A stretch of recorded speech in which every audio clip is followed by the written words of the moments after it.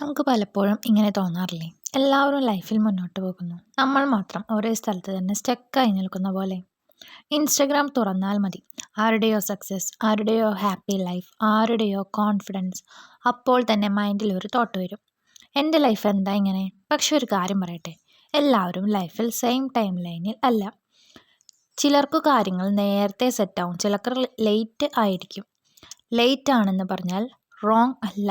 നമ്മൾ ചെയ്യുന്ന biggest mistake എന്താണെന്നറിയോ? നമ്മൾ തന്നെ കമ്പയർ ചെയ്യുന്നത്. ആക്ച്വലി നമ്മൾ ആരാണോ അതിനെ ആക്സെപ്റ്റ് ചെയ്യാൻ പഠിച്ചാൽ ലൈഫ് കുറച്ച് ഈസി ആവും.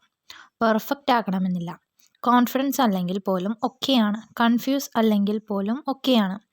ഇത് എല്ലാം പാർട്ട് ഓഫ് ഗ്രോത്ത് ആണ്.